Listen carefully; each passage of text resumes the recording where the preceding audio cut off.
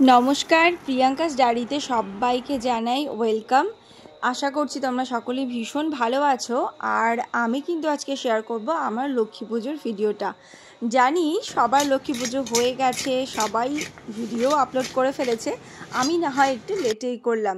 তো এখানে কিন্তু এবারে লক্ষ্মী পুজোয় আমি করলাম, যেদিন লক্ষ্মী পুজো প্রথম দিন পড়েছিল সেদিনই করেছি। আর এবার আমার লক্ষ্মী মায়ের মনে হয় আমার মায়ের হাতের ভোগ খাওয়ারই ইচ্ছা হয়েছে। তাই তো এবারে মা একেবারে চলে এসেছে এবং মা নিজে থেকেই এসে বলল কি করতে হবে। তো যেটা শোনার পর আমি তো ভাবলাম ঠিক আছে, মাই সব কিছু করুক।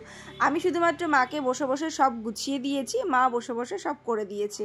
এই যেমন নারকেল কুড়িয়ে দেওয়া থেকে শুরু করে তারপর ময়দা মেখে দেওয়া, এগুলো সব করে দিয়েছি। লুচি বেলে দিয়েছি, মা লুচি ভেজেছে। তো মোটামুটি সব কিছু মায়ের হাত দিয়েই হয়েছে, মাই আজকে খুন্তি নেড়েছে সব কিছুতে। আর এখানে আমি মোয়াগুলো বানিয়ে নিচ্ছি। আর চিনির নাড়ু হয়েছে, গুড়ের নাড়ু হয়েছে, তারপর কিছু বাইরের থেকেও নাড়ু আনিয়েছি। তো আমি এগুলো সুন্দর করে সারা দিন লেগে গিয়েছিল আমার।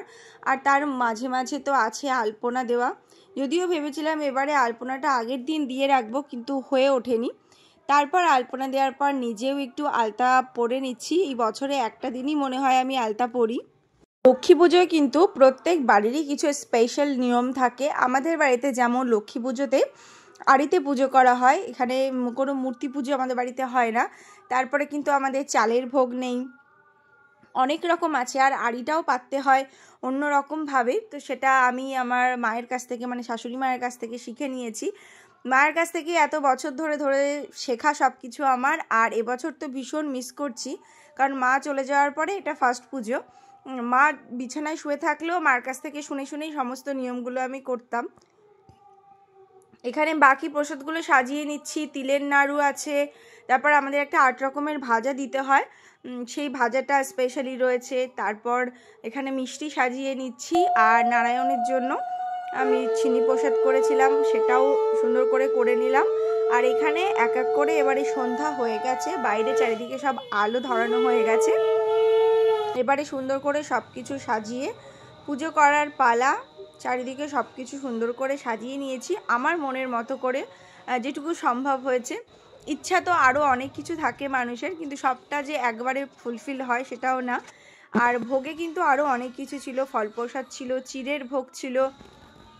যেহেতু আমাদের নেই চালের ভোগ, তাই আমি চেষ্টা করি অনেক কিছু বানানোর। তো তারপর এখানে আমি একা করে পুজো দিয়ে নিলাম। আর এই লক্ষ্মী পুজোটা কিন্তু স্পেশালি আমাদের বাড়িতে বউরাই করে, কোনো রকম ব্রাহ্মণকে নেওয়া হয় না। এটা মানে শ্বশুরের আমল থেকে এটা চলে আসছে, একটা বিশেষ দিনের পর থেকে আর কি বাড়িতে মায়েরাই পুজো করেছে, তারপর আমি করি। আর সবাইকে প্রসাদ দেওয়া হয়েছে। আর যেটা আমি ভুলে যাই, প্রতিবার প্রসাদের ভিডিওটা রাখতে ভুলে যাই যে প্রসাদ সাজিয়ে সবাইকে দেওয়া হচ্ছে, তো সেটা ভুলে যাই। এবারেও ভুলে গিয়েছি, একটা ছিল ক্লিপ, সেটাই অ্যাড করে দিলাম। আর লাস্টে পূর্ণিমার চাঁদ দিয়েই শেষ করছি আজকের ভিডিওটা। আশা করছি তোমাদের ভালো লেগেছে, ভালো লাগলে সাথে থেকো। আর সবাইকে অনেক অনেক ধন্যবাদ আমার ভিডিওগুলো দেখার জন্য, আমাকে সাপোর্ট করার জন্য। দেখা হবে আবার নতুন ভিডিও নিয়ে। আর প্রচুর প্রচুর শর্টস ভিডিও কিন্তু আমি প্রত্যেক দিন কিন্তু আপলোড করি, সেগুলো তোমরা চাইলে দেখে নিতে পারো। আর সাথে থেকো। আজকের মতন টাটা।